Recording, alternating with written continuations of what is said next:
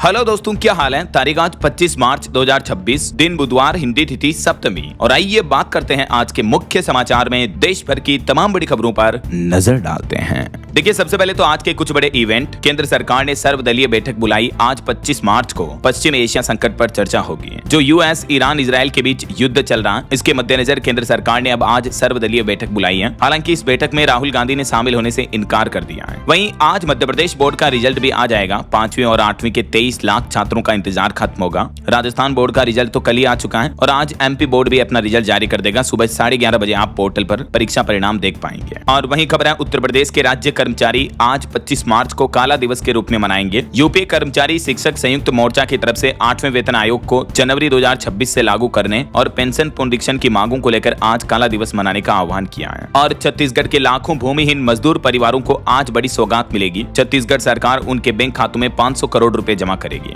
छत्तीसगढ़ के मुख्यमंत्री विष्णुदेव साय की तरफ से दीनदयाल उपाध्याय भूमिहीन कृषि मजदूर कल्याण योजना के तहत भूमिहीन हितग्राहियों को धनराशि दी जाएगी। हर साल 10,000 रुपए की वार्षिक सहायता राशि देती है इस योजना के तहत छत्तीसगढ़ सरकार। वहीं दोस्तों, छत्तीसगढ़ में आज से देश का पहला ट्राइबल गेम्स भी शुरू होने जा रहा। 2000 खिलाड़ी मैदान में उतरेंगे। खेलो इंडिया ट्राइबल गेम्स की मेजबानी के लिए छत्तीसगढ़ तैयार हुआ। 25 मार्च से ये खेल शुरू होंगे, जो कि 3 अप्रैल तक चलेंगे। खेलो इंडिया ट्राइबल गेम्स की आज ये शुरुआत होने जा रही है। रायपुर में डिप्टी सीएम ने इनका जायजा भी लिया। और देश की राजधानी दिल्ली में भी आज पहली बार इंटरनेशनल फिल्म फेस्टिवल का आयोजन होने जा रहा। 25 मार्च से ही भारत मंडपम में सजेगा सिनेमा का महाकुंभ। 25 से 31 मार्च तक चलेगा ये दिल्ली के भारत मंडपम में। और यही वजह है कि 25 से 31 मार्च तक दिल्ली के कई सड़कों पर जाने से बचें, क्योंकि रूट डाइवर्जन और नो पार्किंग जोन लागू किए हैं दिल्ली प्रशासन की तरफ से इंटरनेशनल फिल्म फेस्टिवल को देखते हुए। और उत्तर प्रदेश के मुख्यमंत्री योगी आदित्यनाथ आज गोरखपुर आएंगे। यहाँ आईटी पार्क का लोकार्पण भी करेंगे। और वहीं उड़ीसा पुरी के प्रसिद्ध जगन्नाथ मंदिर के खजाने की भी आज से गिनती होगी। 46 साल बाद आज 25 मार्च से खुलेगा रत्न भंडार भी है। इस दरमियान मंदिर में दान दिए गए रत्न और आभूषणों की गणना होगी। और बिहार में जो हड़ताली राजस्व अधिकारी हैं, उनको आज काम पर लौटने का अल्टीमेटम दिया बिहार सरकार ने। कई सारे राजस्व अधिकारी हड़ताल पर हैं, तो बिहार के डिप्टी सीएम विजय सिन्हा बोले कि अब उनकी सैलरी काटी जाएगी। आज लास्ट मौका है, वे अपने काम पर लौट जाएं। और उत्तर प्रदेश रोडवेज में 2584 महिला कंडक्टरों की भर्तियां होने जा रही हैं। आज से ही अलग अलग जिलों में रोजगार मेले आयोजित होंगे।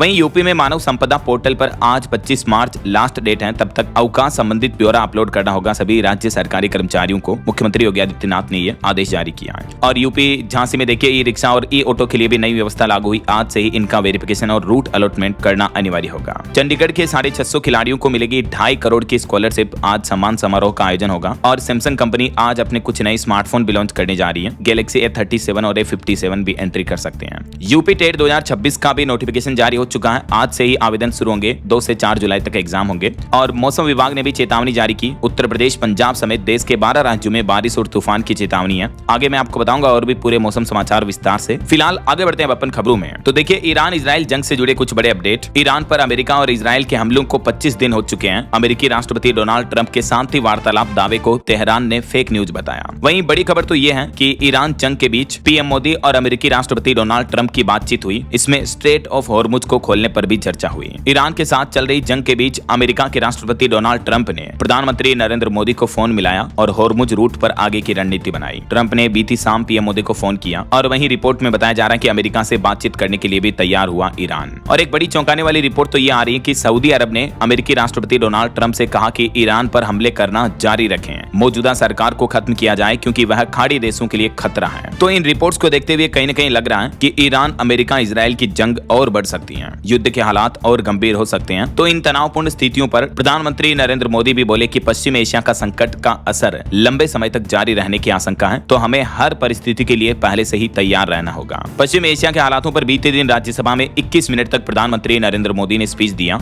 और मोदी बोले कि अगर ईरान जंग जारी रही तो नतीजे काफी गंभीर होंगे। आने वाला समय देश की सबसे बड़ी परीक्षा लेगा। तो हम सबको मिलकर टीम इंडिया की तरह काम करना होगा। अभी एक दिन पहले भी लोकसभा में पीएम मोदी ने कहा था कि जिस तरह से कोरोना काल के संकट के दौरान हमारे देश ने चुनौतियों का सामना किया, वैसे ही आज वैश्विक संकट में भी है। हम सबको मिलकर एकजुटता से काम करना होगा। और वहीं देश के किसान भाई लोगों को भी संसद से प्रधानमंत्री नरेंद्र मोदी ने आश्वासन देते हुए कहा कि आपके लिए खेती बाड़ी बुआई में उर्वरक, खाद, खाद की कमी नहीं होगी। सरकार हर परिस्थिति में आपके साथ खड़ी है। पीएम ने कहा कि मैं किसानों को ये आश्वस्त करता हूं, आप चिंता ना करें। तो युद्ध के हालातों के बीच आखिरकार अब हमारा देश भारत भी हाई अलर्ट हुआ। बढ़ते वैश्विक तनाव के बीच इधर रक्षा तैयारियों की भी समीक्षा की। देश के रक्षा मंत्री राजनाथ सिंह की अगुवाई में बैठक हुई। रक्षा मंत्री ने उच्च स्तरीय बैठक की। इसमें सीडीएस जनरल और तीनों सेनाओं के प्रमुख भी शामिल हुए हैं। और हमलों से जुड़ी एक और बड़ी खबर देखिए, ईरान में गैस प्लांट और पाइपलाइन पर भी हमला हुआ। हिजबुल्लाह ने भी 5 इजरायली ठिकानों पर मिसाइल अटैक किया। अब तक ईरान इजराइल जंग में 2663 लोगों की मौतें हो चुकी हैं। और ट्रंप का एक बयान सामने आ रहा। अमेरिका के राष्ट्रपति बोले कि जो ईरान के नए सुप्रीम लीडर बने हैं ना, मुज्तबा खामेनी, मैं उनको नहीं मारना चाहता, बल्कि ईरान में भी वेनेजुएला की तरह नई सरकार बनेगी और इसके लिए एक खास शख्स से बातचीत भी कर रहे हैं। और एक बड़ी चौंकाने वाली रिपोर्ट तो ये आ रही कि पश्चिम एशिया के संघर्ष में अब सऊदी अरब, यूएई, ये दूसरे देश भी कूदेंगे। आईआरजीसी का कहना है कि ऑपरेशन टू प्रोमिस का 78वां दौर शुरू हुआ और अगर दुनिया के अलग अलग देश भी इन जंग में अब शामिल हुए तो फिर दुनिया तीसरे विश्व युद्ध की तरफ भी आगे बढ़ सकती है। हालांकि इस बीच एक राहत की खबर ये आ रही कि ईरान और अमेरिका के बीच दूरी मिटाने में जुटे कुछ मुस्लिम देश भी इस्लामाबाद में मध्यस्थता की बैठक भी हो सकती है। इस बैठक में मतलब ईरान और अमेरिका के जंग के हालातों के बीच मध्यस्थता कराई जा सकती है ऐसा। और बड़ी खबर देखिए, ईरान यूएस जंग में पहली बार फिलीपींस देश ने अपने देश में आपातकाल घोषित कर दिया है क्योंकि पेट्रोल डीजल के दाम रॉकेट बन चुके हैं, अब बिजली भी बंद हो चुकी है। जी हाँ, मिडिल ईस्ट के इस महायुद्ध ने वैश्विक अर्थव्यवस्था को झकझोर कर दिया है। इस बीच फिलीपींस देश ने अब अपनी कंट्री में नेशनल एनर्जी इमरजेंसी घोषित कर दी है और ऐसा करने वाला दुनिया का पहला देश बन गया है फिलीपींस। यहाँ के राष्ट्रपति ने कहा कि ये कदम देश को अंधेरे में डूबने से बचाने और जनता को बिजली की आसमान छूती कीमतों से राहत देने के लिए उठाया गया है। वहीं ईरान ने खाड़ी देशों को भी डराया। ईरान के ऊर्जा मंत्री बोले कि हमसे ज्यादा तो बत्ती गुल आपकी होगी। और इधर ईरान का कहना है कि हाँ, हम युद्ध खत्म कर देंगे, मगर अमेरिका को ईरान ने सीधा जवाब देते हुए 2 बड़ी शर्तें सामने रखी हैं। एक तो ईरान का कहना कि यह युद्ध तब तक जारी रहेगा जब तक कि हमारे पर लगाए गए सभी प्रतिबंध नहीं हटा दिए जाते, और दूसरा, अमेरिका द्वारा युद्ध से हुए नुकसान की भरपाई नहीं कर दी जाती, मतलब मुआवजा हमें जब तक नहीं मिल जाता तब तक ये युद्ध जारी रहेगा।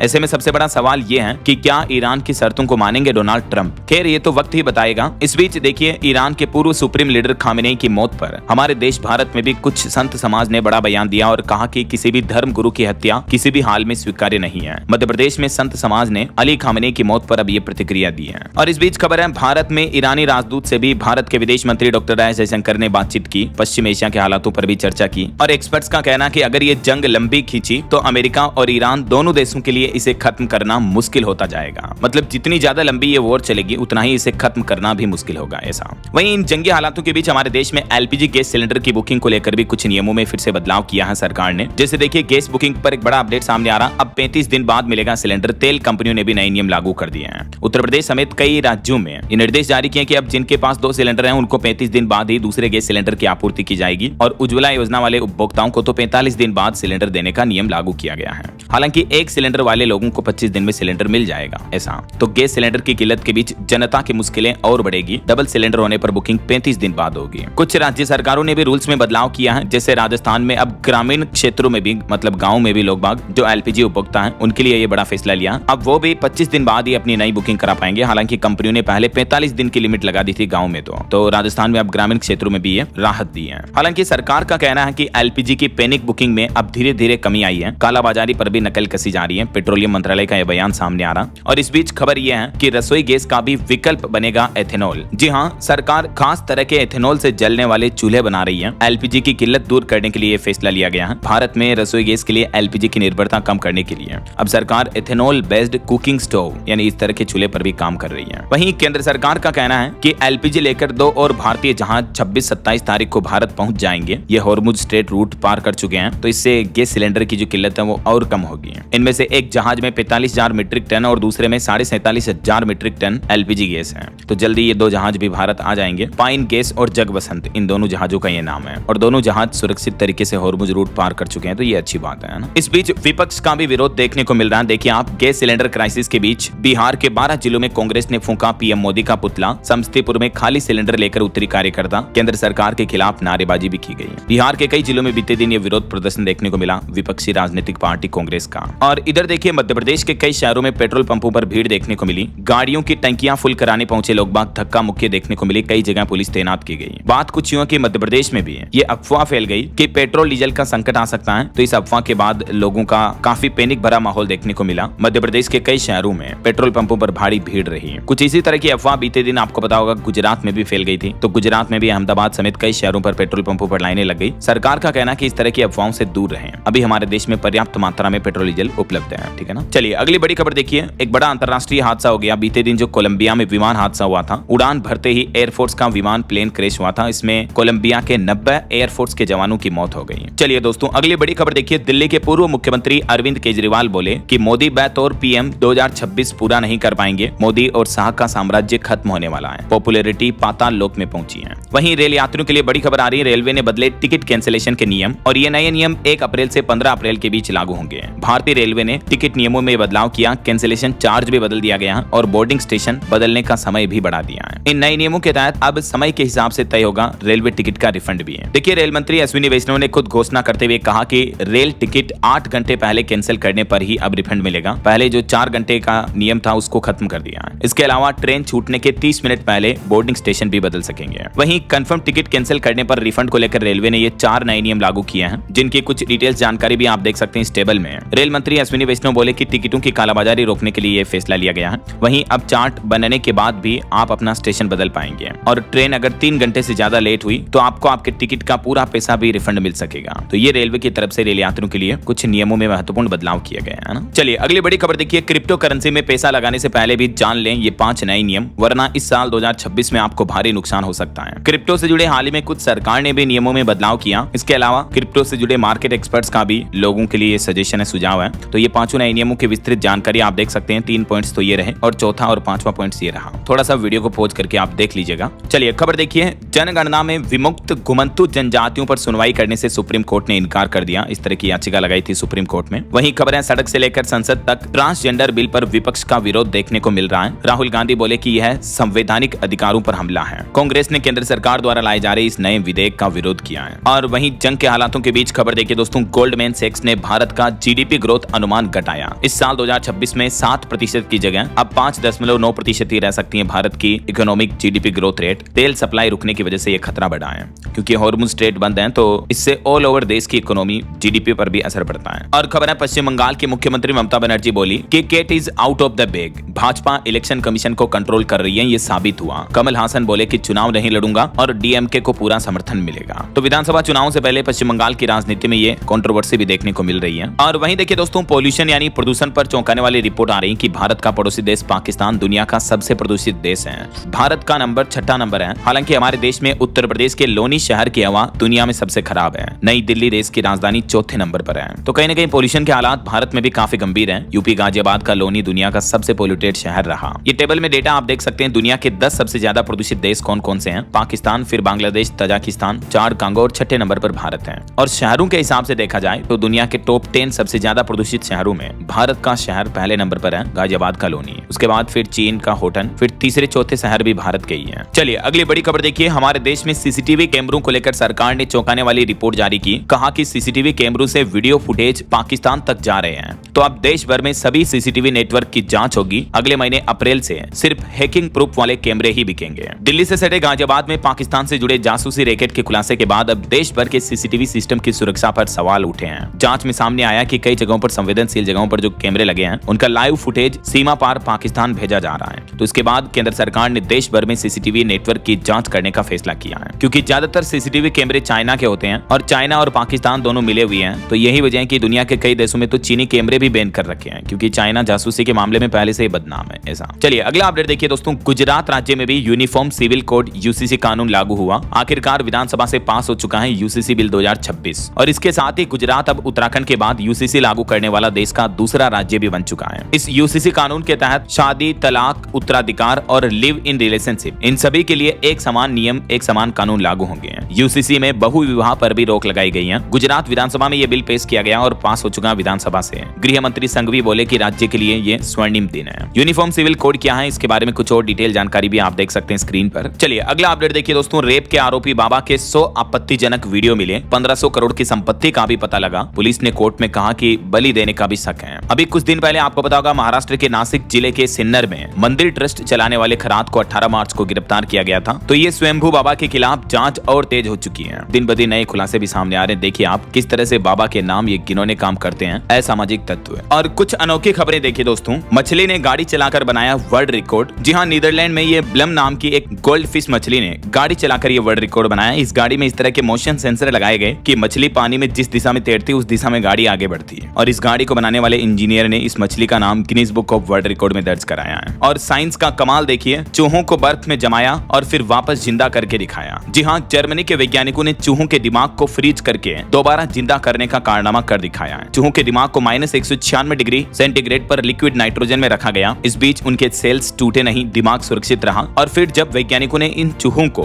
वापस निकाल कर सामान्य तापमान पर लाया और थोड़ा सा इलेक्ट्रिक सिग्नल दिया जिससे चूहा जिंदा हो गया लिटरली, और होश में आने के बाद चूहों के न्यूरॉन्स और याददाश्त वाले कनेक्शन भी दोबारा काम करने लगे, सेल्स की एनर्जी भी चालू हो गई। तो वैज्ञानिकों का यह मानना है कि अगर ये टेस्ट इंसानों पर भी सफल रहा तो इंसानों की बॉडी पार्ट्स को सालों तक स्टोर किया जा सकेगा। साथ ही जो लंबी स्पेस यात्राएं होगी उनमें इंसानों को बिना उम्र बढ़े सालों तक सुलाया जा सकेगा। तो विज्ञान का ये परीक्षण और खोज भविष्य में इंसानी सभ्यता के लिए चमत्कार साबित होगी। चलिए दोस्तों, अगली खबर देखिए। ऑनलाइन कंटेंट हटाने की समय सीमा को भी 3 घंटे से घटाकर 1 घंटा करने पर विचार कर रही है केंद्र सरकार, क्योंकि आईटी नियम 2026 के तहत पहले से ही समय सीमा कम की जा चुकी है और सरकार अब इसमें और बदलाव करने का प्लान कर रही है। चलिए बड़ी खबर देखिए। सुप्रीम कोर्ट ने SC/ST एक्ट पर ऐतिहासिक फैसला सुनाया और कहा कि धर्म परिवर्तन करने पर खत्म होगा SC का दर्जा और नहीं मिलेंगे आरक्षण के और अन्य कानूनी लाभ भी। सुप्रीम कोर्ट ने 1950 के आदेश को पूरी तरह से लागू माना और कहा कि अन्य धर्म अपनाने पर फिर रिजर्वेशन वगैरह के लाभ नहीं मिलेंगे। आंध्र प्रदेश हाईकोर्ट के फैसले को भी सही ठहराया। वहीं सुप्रीम कोर्ट ने इस मामले पर सुनवाई करते हुए कहा कि केवल हिंदू और बौद्ध सिख ही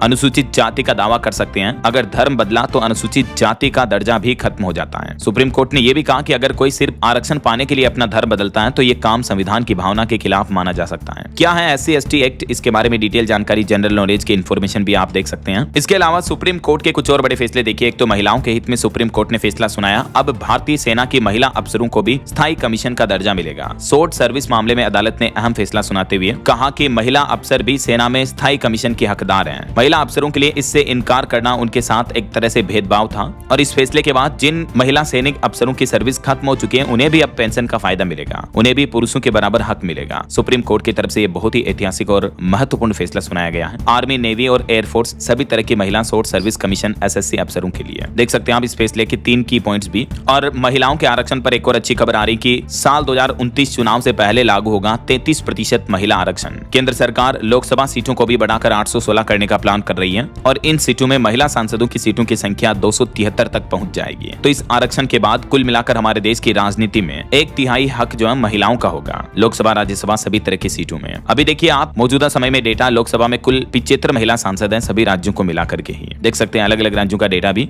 और देश के लोकसभा, राज्यसभा दोनों सदनों में महिलाओं की टोटल मौजूदगी जो है वो 13 और 16% के लगभग है। तो इसको बढ़ाकर 33% कंपलसरी महिला आरक्षण के रूप में करने जा रही केंद्र सरकार है ना। इसके बारे में डिटेल जानकारी अगर आप देखना चाहते हो तो बीते दिन मैंने DLS न्यूज चैनल पर एक अलग से वीडियो डाला है, ये वीडियो में देख लीजिएगा आप। बहरहाल अभी तो अपन कुछ और महत्वपूर्ण और काम की खबरें देखेंगे दोस्तों, लेकिन फिलहाल वक्त तो चला है आज के ताजा मौसम समाचार जानने का। और हाँ, एक छोटी सी रिक्वेस्ट आपसे ये है कि अगर आप DLS न्यूज चैनल से अभी तक भी जुड़े नहीं हो तो जुड़ जाइए, चैनल को सब्सक्राइब करके बेल आइकन जरूर दबा दीजिए और इस वीडियो पर एक लाइक और शेयर भी कर देना ताकि आपको रोजाना की ताजा खबरें, महत्वपूर्ण मुख्य समाचार, काम के न्यूज अपडेट सबसे पहले आपके मोबाइल पर मिलते रहेंगे। ओके, और चलिए बिना टाइम वेस्ट किए सीधा आगे बढ़ते हैं मौसम अपडेट में। तो देखिए, एक तो मौसम विभाग का कहना है कि राजस्थान राज्य में तो अब पूरे मार्च में बारिश का अलर्ट है। मध्य प्रदेश में भी 2 दिन बाद बारिश की संभावना। उत्तर प्रदेश में भी तापमान 10 डिग्री तक गिरा। देश भर में मौसम के हालात एक बार फिर से बिगड़ सकते हैं। कुछ अलग अलग राज्यों के मौसम की चेतावनी देखिए। राजस्थान में 28 मार्च से फिर से भारी बारिश का दौर शुरू होगा। गर्मी से थोड़ी राहत मिलेगी और फिर इस महीने मार्च के आखिरी तक, अप्रैल की शुरुआत तक राजस्थान में बारिश जारी रहेगी। इधर मध्य प्रदेश में भी देखिए, बीते दिन भी रीवा और सागर में बूंदाबांदी देखने को मिली। कई जिलों का मौसम बदला और अभी मौसम विभाग का कहना कि 26 और 29 मार्च को मध्य प्रदेश में भी 2 नए मौसमी सिस्टम एक्टिव होंगे। तो इस वजह से आंधी बारिश का अलर्ट है। ये मौसम विभाग द्वारा जारी मानचित्र में चेतावनी भी आप देख सकते हैं। 26 मार्च को MP के इन जिलों में बारिश का अलर्ट है, जहां जहां आप ये ग्रीन जोन का एरिया देख पाओगे यहाँ।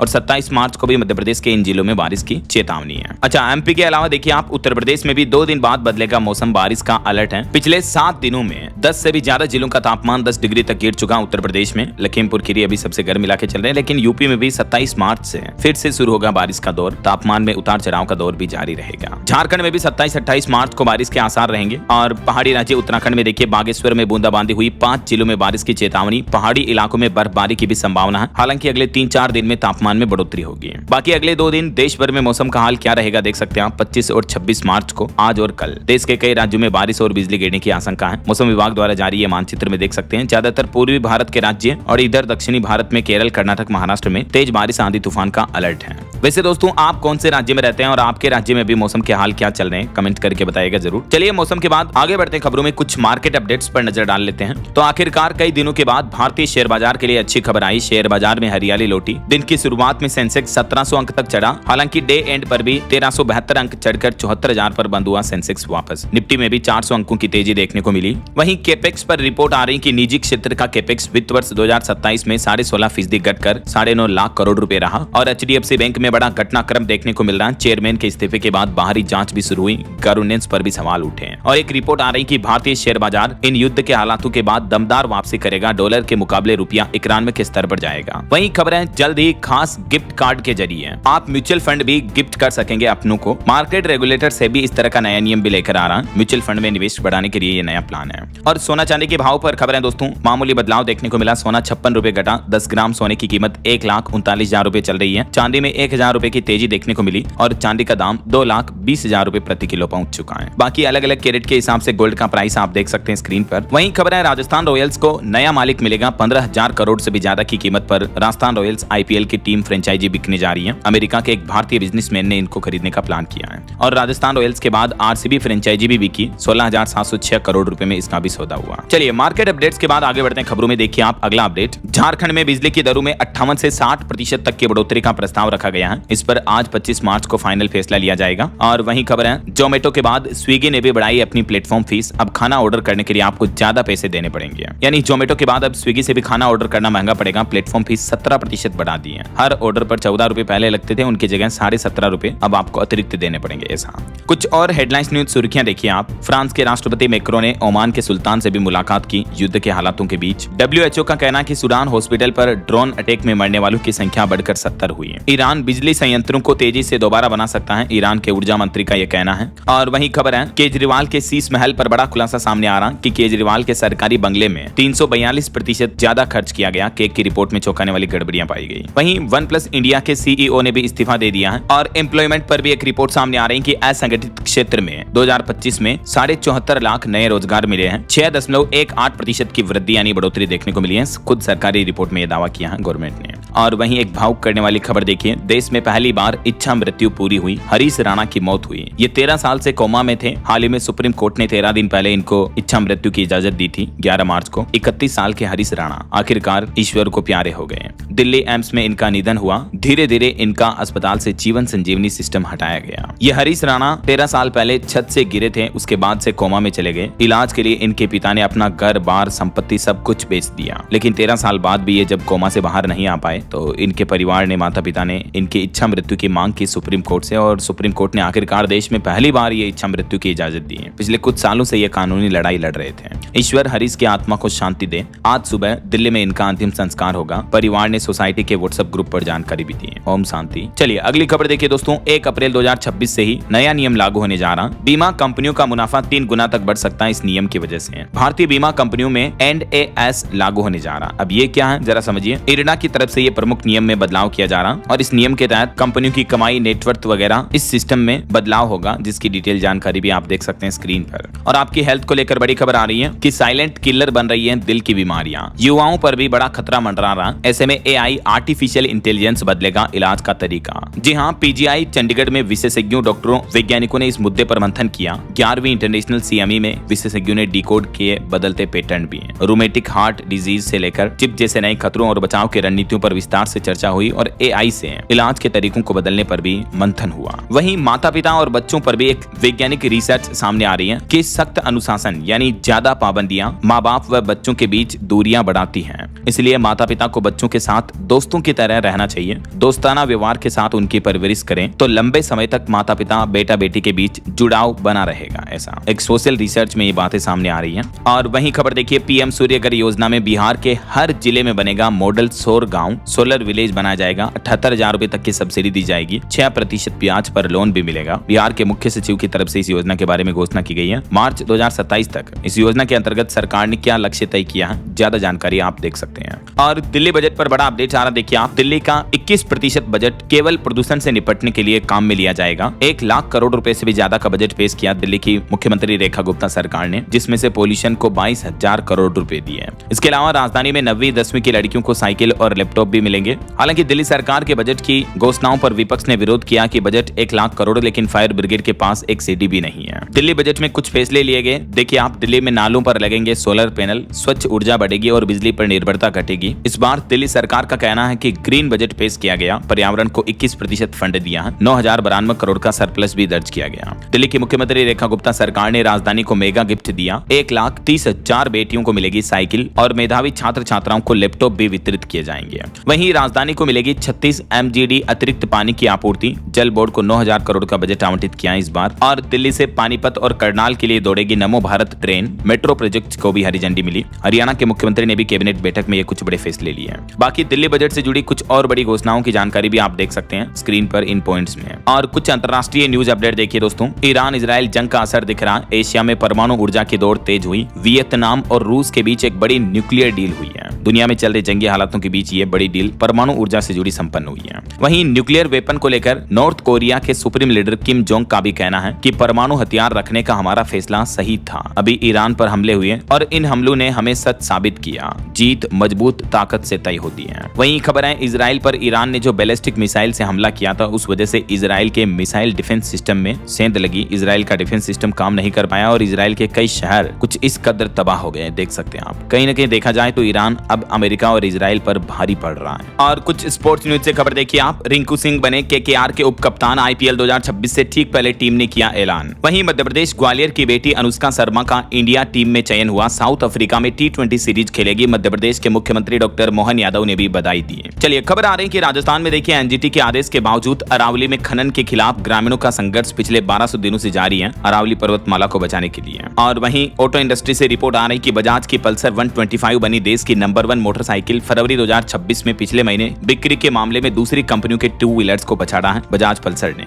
और पश्चिम बंगाल की मुख्यमंत्री ममता बनर्जी ने IPAC रेड मामले में दखल देते हुए सुप्रीम कोर्ट ने ममता बनर्जी से पूछा कि केंद्र में आपकी सरकार होती तो क्या करते हैं। ED अफसरों के भी अपने अधिकार हैं। और वहीं देखिए यूपी मथुरा में RSS प्रमुख मोहन भागवत ने संतों के पैर छुए, बोले कि घुसपैठियों को रोजगार मत दो, ये लोग गड़बड़ी करते हैं। और मध्य प्रदेश की एक बड़ी घटना देखिए दोस्तों। 3 साल की गारंटी वाला इंडक्शन चूल्हा 6 महीने में ही ब्लास्ट हो गया। नरसिंहपुर में खाना बना रही मां और 2 बच्चे बाल बचे। ब्लास्ट इतना तेज था कि खाने में भी कांच के टुकड़े गिर गए। मध्य प्रदेश के नरसिंहपुर का ये मामला है, देखिए जरा आप। तो इंडक्शन भी सुरक्षित नहीं है उतना। और बॉलीवुड से खबर देखिए। फिल्म धुरंधर 2 का वर्ल्ड वाइड कलेक्शन 800 करोड़ के पार पहुंचा। 5वें दिन भारत में 65 करोड़ कमाए। वहीं यूट्यूबर ध्रुव राठी पर भड़के धुरंधर के एक्टर नवीन कौशिक बोले कि फिल्म को हेट का सोर्स मत बनाओ, सिर्फ फ्लो एंजॉय करो। साउथ के सुपरस्टार रजनीकांत ने भी धुरंधर 2 की तारीफ की। आदित्य धर को बॉक्स ऑफिस का बाप बताया। वहीं खबर है मलयालम एक्टर की फिल्म दृश्यम 3 की रिलीज टली। 2 अप्रैल की जगह 21 मई को आएगी ये मूवी। और एक रिपोर्ट आ रही कि मॉल जाकर शॉपिंग करना पसंद कर रही है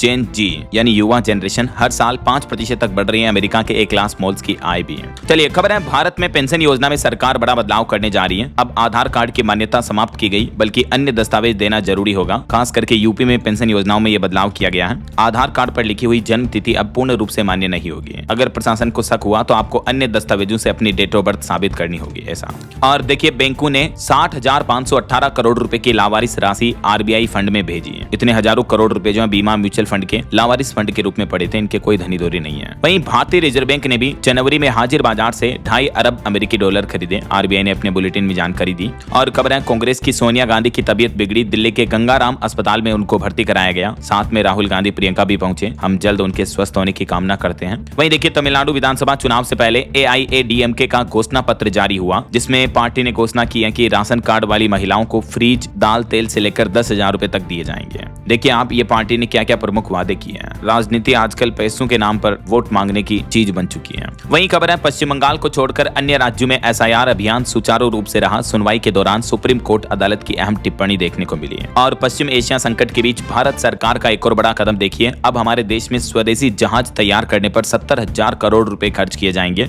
विदेशी निर्भरता कम करने के लिए प्रधानमंत्री नरेंद्र मोदी ने यह बड़ा ऐलान किया है। वहीं हिमाचल प्रदेश में लीज के नियम बदल चुके हैं। 40 साल सीमा तय हुई। हिमुडा को 80 साल की छूट भी दी गई। हिमाचल सरकार ने ये कुछ नियमों में बदलाव किया है। वहीं देखिए तेल बचाओ देश बचाओ। वैश्विक ऊर्जा संकट से निपटने के लिए दुनिया के कई देश सख्त उपाय अपना रहे हैं, जो ईरान इजराइल जंग चल रही इस वजह से। और भारत के चंद्रयान 4 की बड़ी सफलता देखिए। चंद्रमा का 4.5 अरब साल पुराना एक बड़ा रहस्य सुलझा। चंद्रयान 4 मिशन इस रहस्य को सुलझाने में डेटा विश्लेषण में मदद करेगा। वहीं पश्चिम एशिया संकट के बीच भारत आ रहे हैं अमेरिकी युद्ध नीति के उप सचिव कोल्बी भी। राजदूत सर्जियो गोर ने यह बात की जानकारी दी। और देखिए ईरान का कहना है कि युद्ध और जंग के हालातों के लिए हम जिम्मेदार नहीं हैं। हम पर हमला करने वाले भुगते परिणाम। पश्चिम एशिया जंग पर ईरान के महावाणिज्य दूत ने यह दो टूक जवाब दिया। सुप्रीम कोर्ट के कॉलेजियम ने 8 नए जजों की स्थायी नियुक्ति को मंजूरी दी, जिससे कोर्ट अदालतों में लंबित मामलों के निपटारे में तेजी आएगी। और ये जज मद्रास और छत्तीसगढ़ हाईकोर्ट में तैनात किए जाएंगे। और दोस्तों देश भर के कोर्ट में चल रहे लंबित मामलों को लेकर भी सुप्रीम कोर्ट ने कहा कि 1 साल में निपटाएं केस। आतंकवाद विरोधी मामलों पर सुप्रीम कोर्ट सख्त हुआ। देश के 17 राज्यों को यह आदेश दिया। वहीं खबर है कमल हासन का बड़ा फैसला। MNM नहीं लड़ेगी तमिलनाडु चुनाव। DMK को समर्थन देने का ऐलान किया उन्होंने। और खबर है राजधानी दिल्ली को ग्रीन बनाने, बेहतर शिक्षा पर सरकार ने जोर दिया। बजट में लड़कियों को साइकिल और स्मार्ट क्लास का भी वादा किया है। मुख्यमंत्री रेखा गुप्ता सरकार ने बजट में ये कुछ प्रमुख बड़े फैसले लिए हैं। और साइबर क्राइम पर सरकार ने डेटा जारी किए। कहा कि PMLA एक्ट के तहत साइबर अपराध के 257 केस दर्ज हुए हैं। मनी लॉन्ड्रिंग के जरिए 35,925 करोड़ रुपए की आपराधिक आय भी दर्ज हुई है। वहीं पार्लियामेंट में सरकार का कहना है कि केंद्र शासित प्रदेशों के लिए नहीं बनेगा अलग मंत्रालय। सरकार ने बताया कि पुराने तरीके से ही इनका विकास किया जाएगा। और दोस्तों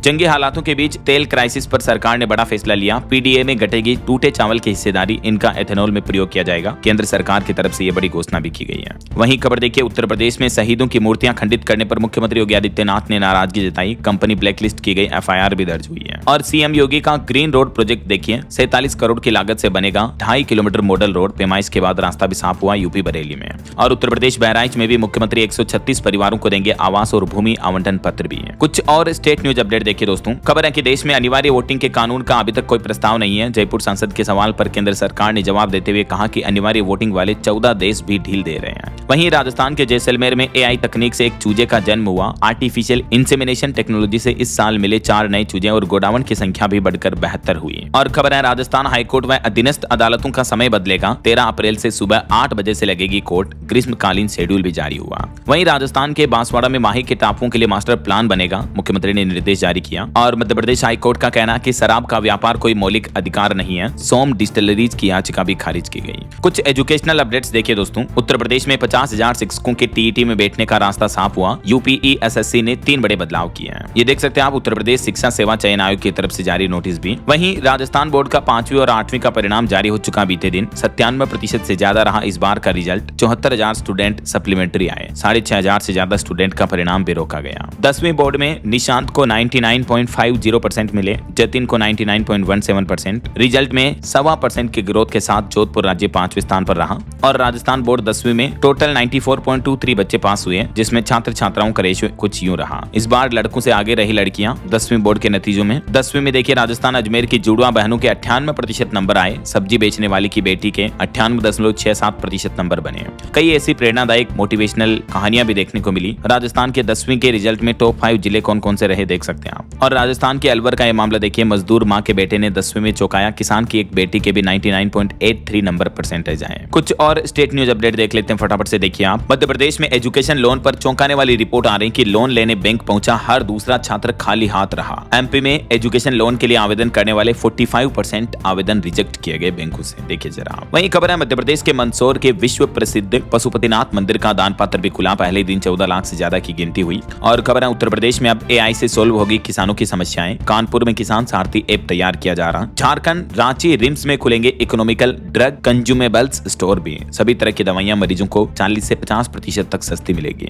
और हरियाणा के पूर्व मुख्यमंत्री हुड्डा को बड़ा झटका लगा। पैनल रेंट पर हरियाणा की वर्तमान सरकार ने फैसला नहीं लिया। मुख्यमंत्री नायब सिंह सैनी बोले कि इस पर दोबारा रिव्यू करेंगे। वहीं चंडीगढ़ में 1 अप्रैल से पानी और शराब दोनों महंगे होंगे। कूड़ा कलेक्शन चार्ज में भी 5% तक की बढ़ोतरी की जाएगी। सीवर पर सेस लगेगा। दुकानों का किराया भी बढ़ेगा। यह प्रशासन की तरफ तरफ से कुछ बड़े फैसले लिए गए हैं। और खबर है पंजाब पुलिस भर्ती रजिस्ट्रेशन की 1 अप्रैल होगी लास्ट डेट। वहीं पंजाब को मिली एशियाई हॉकी चैंपियनशिप की मेजबानी भी, पाकिस्तानी टीम भी आएगी खेलने। और देखिए हरियाणा के 4 सरकारी अस्पतालों में दिल का इलाज अब बंद हो चुका है। किन किन हॉस्पिटल्स में देख सकते हैं आप। हिमाचल प्रदेश स्कूल शिक्षा बोर्ड ने भी खोला शॉर्ट टर्म फीस पोर्टल, 30 अप्रैल इसकी लास्ट डेट रहेगी। और वहीं खबर है दोस्तों, अगर आप भी अपना घर बनाने की सोच रहे हैं तो जान लीजिए इस साल सीमेंट, सरिया, मिस्त्री वगैरह का खर्चा बढ़ सकता है 2026 में। दुनिया में चल रही जंगी हालातों के बीच महंगाई और बढ़ने का अनुमान है। वहीं सरकार ने एक बड़ा फैसला लिया, घर घर पहुंचेगी piped natural gas, deemed clearance से कारोबार आसान होगा। केंद्र सरकार ने एलपीजी संकट के बीच पीएनजी सप्लाई को बढ़ावा देने के लिए नियमों को आसान कर दिया है। वहीं राजधानी दिल्ली में अब गलियों में आपको झूलती तारों का जाल नहीं दिखेगा। दिल्ली की रेखा गुप्ता सरकार ने बजट में इसके लिए भी 200 करोड़ का आवंटन किया है। और देखिए दोस्तों, हार्पिक और गोदरेज अपनी बोतल के सेब को लेकर भी एक दूसरे के खिलाफ केस लगाए, सुप्रीम कोर्ट पहुंच चुका है मामला। कंपनियों का कंट्रोवर्सी है ये।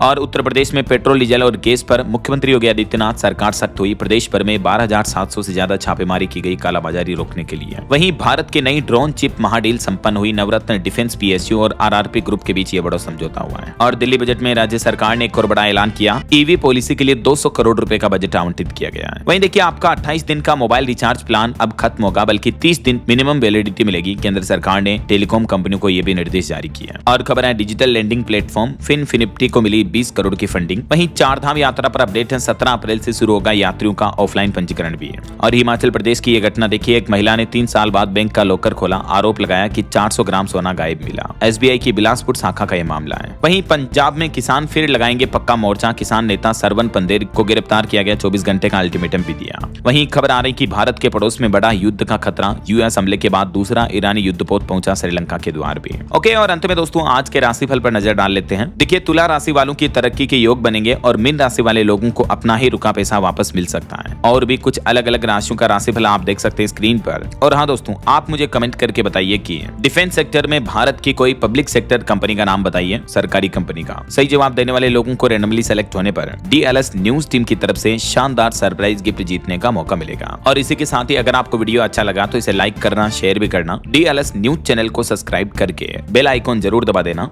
रोजाना ऐसी इंफॉर्मेटिव जानकारियां, महत्वपूर्ण समाचार देखते रहने के लिए। ओके, ख्याल रखिएगा अपने आप का, अपने परिवार का। मिलेंगे अगले नेक्स्ट अपडेट में, तब तक के लिए जय हिंद, जय भारत, वंदे मातरम।